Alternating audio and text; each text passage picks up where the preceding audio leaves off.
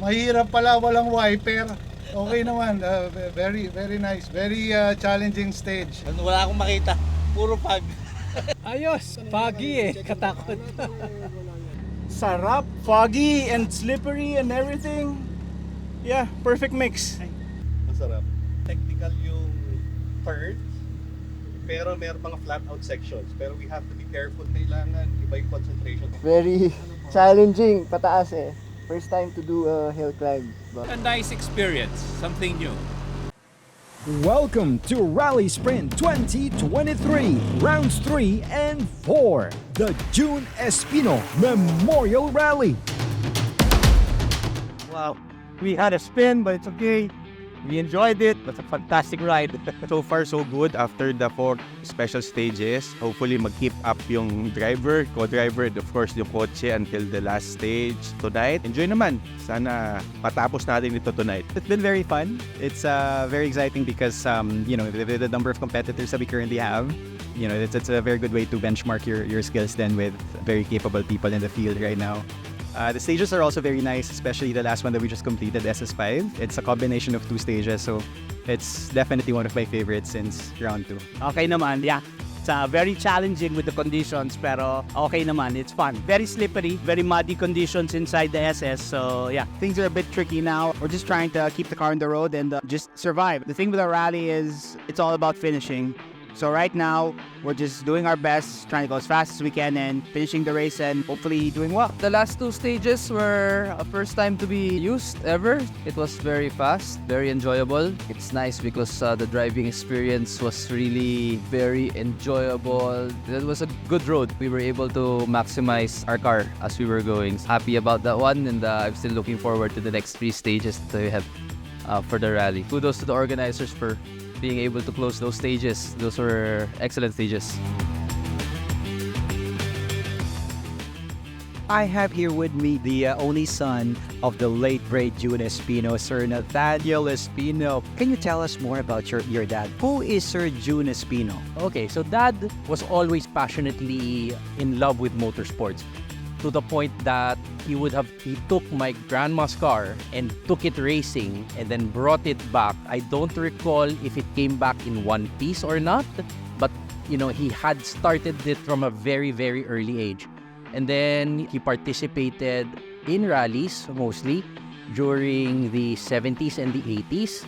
And then in the 90s, he won a couple of championships with Tito Mandy Aduque using their, I believe it was the Evo. He would be going up against Tito Vip and Tito Robbie. So many other people who are with us here today to celebrate his legacy. And then after racing in the 90s, he took on a more administrative role. He was safety officer for circuits and for drag race and for karting. So, so Carmona, Subic, Clark, all of those circuits, they developed and grew up, and he had a major hand in getting them there, or in providing his expertise on that, to the point that he was being sent and internationally and participating in FIA meetings as well. He really worked tirelessly for the sport. Motorsports was Daddy's life, and he really, really loved it. How does it feel to have the name of your dad, of course, as the main when it comes to this very special historic day? It is very heartwarming to see an event this grand, and also Daddy's first love was always rally, and he helped with keeping it alive. He would have been very, very happy to see this revival. I'm not sure how he would have felt of having his name on it, but he would have been overjoyed to see this. How well did you know Jun Espino? I first knew Jun in 1970. I started in 69, but we started competing actually in 1970. Jun was just 2 years ahead of me. He started as a navigator, I started as a driver. All the knowledge, okay, we have shared together. We have respected each other very high.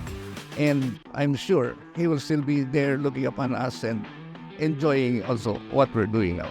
when it comes to your experience being 10-time national champion. How did you start, Puba? Well, actually, I started in 1969. At the time, I got attracted to rally driving, and I said, this might be a nice sport to join. As I went through it, I found out later on that this is one of the best motorsport events to join for several reasons. The excitement is very different. One of the things that's different from other sports is that this one, as you pass, so it changes the whole terrain. Of course, it's a different discipline, different from other type of motorsports, but I would say this is more overall of a driver a thing than of the car. In terms of driving, this one is more challenges, I would say. What can you say or tell or give an advice perhaps for those who would love to be in your shoes also someday in the future, those who, especially the younger ones, who's just starting to learn about rallying and motorsports? I would say we should always go into a process. It doesn't mean that if you have a nice car, a good car, tomorrow you'll be a champion. I've been teaching this for a long time, and I always keep on saying that before I became a champion, it took me 17 years. Do you have the time to learn? As an educator, learning is never ending. So learning is eternal. You've got to go through the process. And that's learning. Ano pong pakiramdam today? Last leg. I'm excited and we're very happy that yesterday we were able to finish, no problem. Even though we're just driving our ailing car, at least we're able to finish, and then hopefully we could repeat that feat today. So, driver and co-driver, I'm gonna have to ask you, sir. So, how's the symbiotic relationship, so to speak? Nung umpisa, medyo nagkakapaan pa talaga kami. Tapos later on, siguro mga after stage 3 to stage 4, medyo nagkakaintindihan. When was the first ever competition na sinalihan yung dalawa?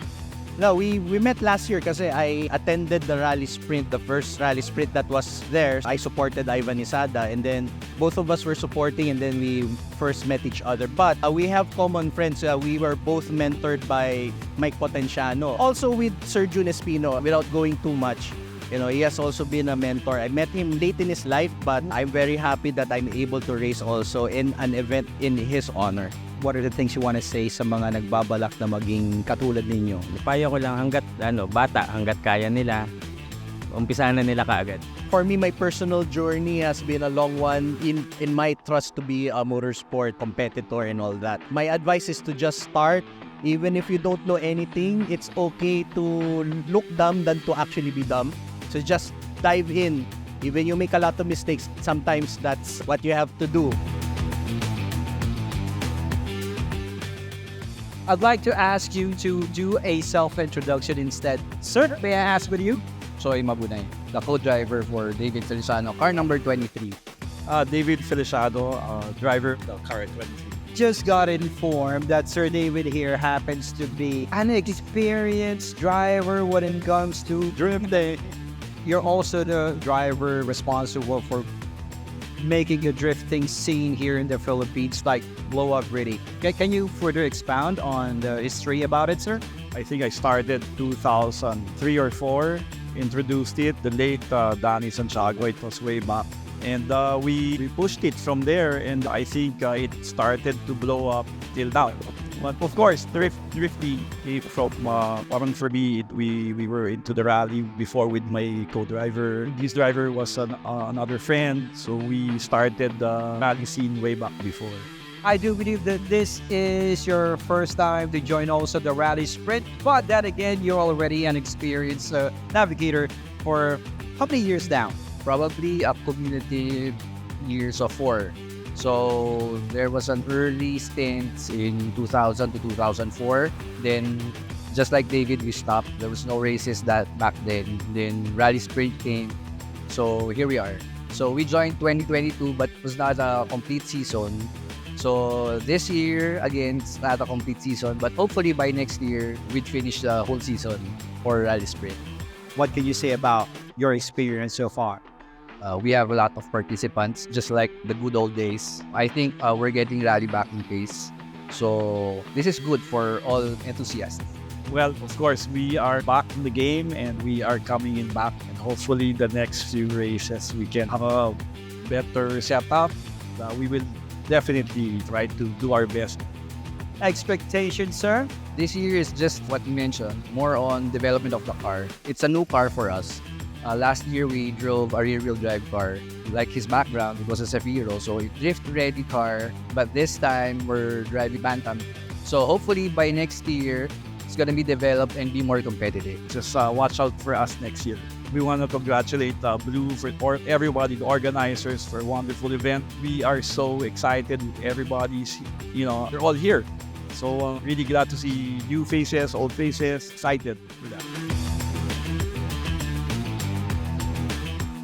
You've been here since rounds 1 and 2. How was it? The difference between rounds 1, 2, and then the 3 that happened yesterday? Same lang, but this time it's more wet and it's slippery compared last round. Same setup naman with the car.